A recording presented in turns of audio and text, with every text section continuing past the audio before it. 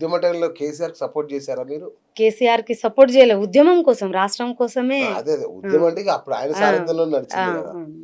అంటే మీరు ఎవరు గ్రూప్ లో ఉండేవాళ్ళు అప్పుడు? రవీందర్ గ్రూప్, రవీందర్ రవీందర్ గౌడ్. గారు కాంగ్రెస్.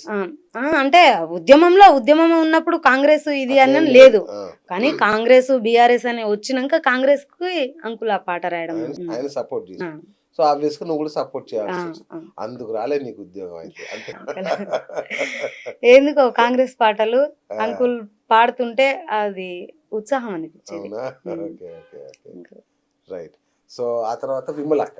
విమలక్క, ఎందుకు విమలక్క అంత ఇష్టమా? విమలక్క అంటే విమలక్క ఇష్టం అంటే అక్క సాంగ్స్ కొద్దిగా ఊవిత్ లాడే విధంగా ఉంటాయి, ఊరిచులు విధంగా ఉంటాయి. ఓకే, ఏది ఇష్టం విమలక్క పాటల్లో?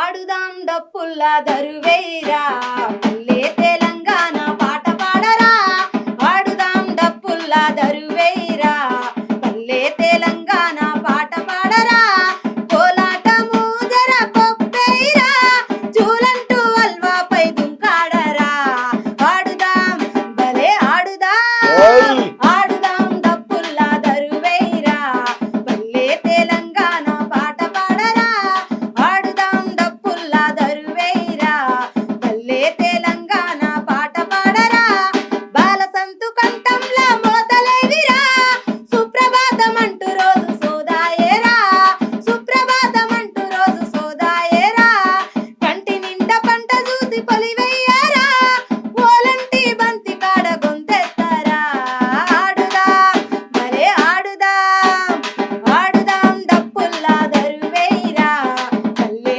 తెలంగాణ పాట పాడరా. అక్కలాగే ఉంది నీ గొంతు కూడా, మంచి మోగుతుంది, Thank you. కలిసి కంటాం. వెరీ గుడ్, థ్యాంక్ యూ, బాగుందిరా నీ వాయిస్ లో, నీ వాయిస్ కల్చర్ చాలా బాగుంది. Very good. Thank you. మరి ఇంత మంచి పాటలు పాడేదాన్ని నువ్వు ఎక్కడ కనబడతలేవు ఏంటి నువ్వు? అంటే క్యాసెట్లలో కానీ వీడియోలలో కానీ? అయితే అన్న 2012లో అంటే 14లో మనకు అంటే తెలంగాణ రాష్ట్రం సాధించి 2012లో ఇంటర్ నాది. ఇంటర్లో నాన్నకు 4 ఆడపిల్లలం. ఓకే ఆడపిల్లలు అయితే ఒకరొకరు ఎదుగుతున్నారు, రైట్. తీసేస్తే నాకు భారం తక్కువ అవుతుందని నాన్న పెళ్లి చేసిండు. పెళ్లి చేస్తే ఇంటర్లో ఓకే పెళ్లి చేస్తే పెళ్ళైనాక కూడా దీంట్లో అప్పుడప్పుడు ఎక్కడ అని పిలిస్తే వచ్చేదాన్ని పోయేదాన్ని, కానీ ఇక పెళ్ళైన తర్వాత ఇక ఆయనకు కొన్ని అంటే రికార్డింగ్లలో పోవడం, ఆఫర్స్ వచ్చినా కానీ ఆయనకు నచ్చదు, రికార్డింగ్ అంటే ఆయనకు నచ్చదు ఓకే హస్బెండ్ కి, అందుకు పోలే అన్న రికార్డింగ్లలో పోలే. ఆయన సింగర్ కాదు ఆయన? కాదు. ఓకే, కాదు. లవ్ మ్యారేజా మీది? లేదు, అరేంజ్. మీ మేనమామనేనా? మేన మామ కాదు, మామ కొడుకు, మేన బావ, మామ కొడుకు. అదే బావ, బావనే అంటాం కదా. బామ్మర్ది అంటాం. అచ్చా, బామ్మర్ది అంటారు. అవునా? భర్తను బావ అంటారే, బామ్మర్దని కూడా అంటారు. అంటే ఇక పలక అమ్మ నాన్న వైపు నుండి ఉంటేనో బావ, ఇది మా అమ్మ వైపు నుండి. ఆయన చేసుకున్నారు. Very good. ఏమైంది మరి? ఏం లేదన్నా, ఇక ఆయన రికార్డింగ్ లకు వద్దు, ఏమైనా ఈవెంట్స్ ఉంటే చేసుకో, ఈవెంట్స్ ఉంటే చేసుకో, నీకు ఏదైనా ఇంకా ఏదైనా నచ్చితే చేసుకో, కానీ రికార్డింగ్ అనేది పోకు అని అంటే, సరే రికార్డింగ్ కి వెళ్ళను అని ఇక వెళ్ళకుండా ఏదైనా ఈవెంట్స్ ఉంటే బయట చేసుకునేదాన్ని. అంటే ఆయనకి ఏమన్నా బ్యాడ్ ఒపీనియన్ ఉందా అంటే నాకు అర్థం కాదు. రికార్డింగ్ అంటే ఆయన తెలుసుకున్నాడట, బ్యాడ్ ఒపీనియన్ ఉంది అనేది గమనించిండట. స్టూడియోలలో రికార్డ్ చేస్తే బ్యాడ్ ఒపీనియన్ ఉంటది, నువ్వు నలుగురిలో నీతోని టీం ఉంటే నలుగురిలో తిరుగు, నేను వద్దనా అనేది అన్నాడు. అందుకు ఆయనను గౌరవించి వెళ్ళలే. ఆయనను గౌరవించి వెళ్ళలే, ఉన్నప్పుడు పోయేదాన్ని, లేనప్పుడు ఇంట్లో ఉండేదాన్ని. అట్నే పిల్లలు, పిల్లలతోటి సఫర్ అవ్వకుండా ఆయన ఇబ్బంది పడుతున్నావు విన్నా నేను. ఇబ్బంది అన్న. ఏమైంది? అయితే పిల్లలు ఇద్దరు వికలాంగులు, 12 years పాప. ముందు బాగానే ఉండేవాళ్ళంట కదా? ముందు 7 years వరకు బాగానే ఉండేది, 7 years వరకు బాగానే ఉండే. 7 years పోయి 8లో రన్ అయ్యే టైంకి ఇక నడవకపోవడం, కూర్చుంటే లేవకపోవడం, ఇట్లా చేసేది. తర్వాత బాబుకి కూడా సేమ్ 7 years లోనే సిచ్యువేషన్ స్టార్ట్ అయింది. ఏం వ్యాధి అది? మస్క్యులర్ డిస్ట్రోఫీ అని.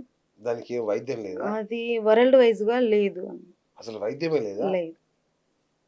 లేదు. ఇక ఈ పిల్లలు ఇట్లా అవ్వడం తోటి ఇంట్లో నాకు స్ట్రగుల్, ఆయన ద్వారా స్ట్రగుల్, ఆయన రాకపోవడం, ఉమ్.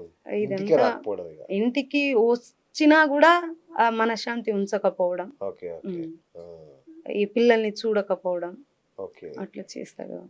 ఇదంతా ఎప్పటి నుంచి? ఇదంతా 5 years బ్యాక్ 5 నుంచి. years నుంచి. మరి అప్పటి నుంచి ఎట్లా లీడ్ చేస్తున్నావు లైఫ్ ని?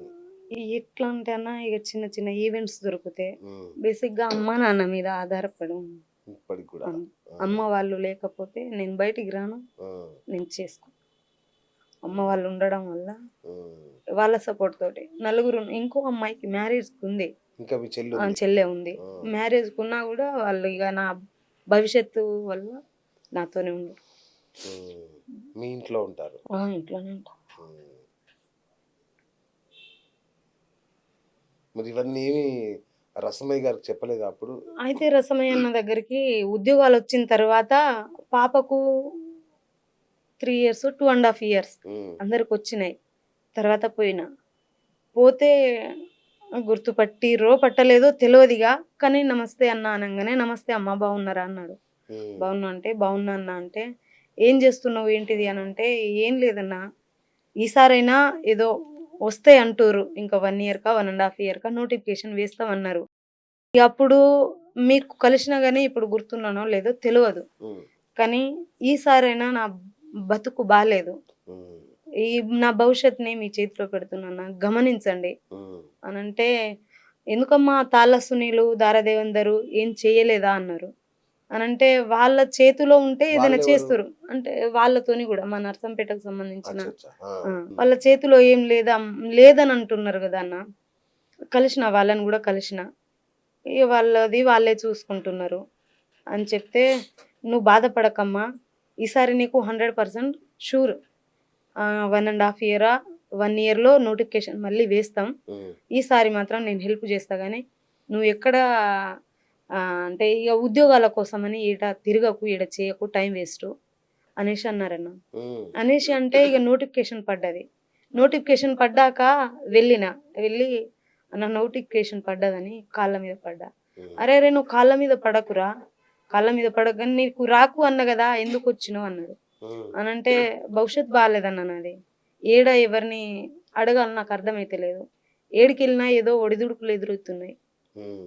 అని అన్నతో చెప్తే, నేను చెప్తారా, నేను చెప్పేటోళ్ళకు నేను చెప్తా, కానీ ఇగో నువ్వైతే ఈ 1000 రూపాయలు తీసుకొని నీ ఇంటికి నువ్వు వెళ్ళిపో అని 1000 రూపాయలు చేతిలో పెట్టి ఇంటికి అనుకున్నాను. ఉమ్. అంతే తప్పించి ఏది చేయలేదు. ఇక ఆ తర్వాత మళ్ళీ కలవలేదు ఇంకా? కలవలే ఏం చేయలే. తర్వాత ఇక ఉద్యమం నోటిఫికేషన్ పడ్డాక వచ్చిన ఉద్యోగాలు వీళ్ళు సారథి వల్ల కాదా అని వాళ్ళ దగ్గర ఉన్న కార్డులను ఉమ్. విత్ ప్రూఫ్ తోటి ఆడ చూసి లోపల మాకు ఇంటర్వ్యూ చేసే సార్లు ఉమ్.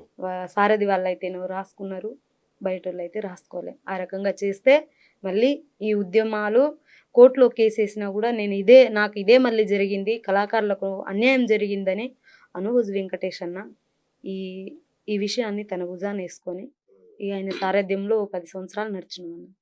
10 సంవత్సరాలు నడిస్తే మొక్కని కాళ్ళు లేవు, నడవని ఎక్కని గడప లేదు. కేటీఆర్ సార్, కవితక్క, మినిస్టర్లు అందరి దగ్గర పోనీ మాకే స్వయంగా కల్పియండి, ముఖ్యమంత్రి వర్యులను మాకే స్వయంగా కల్పియండి, మేము మాట్లాడతాం అంటే కూడా మమ్మల్ని కలవనీయలే. మేము చెప్తున్నాం మీకు వస్తాయి, మేము చెప్తున్నాం. ఒకసారి ఒకరిని కలిస్తే ఇంకోసారి మాకు టైం ఇవ్వకపోయేది, వాళ్ళు చెప్పే టైంకి మాకు టైం ఇవ్వకపోయేది. అలా కాళ్ళకు బట్ట కట్టకుండా తిరుగుతుంది.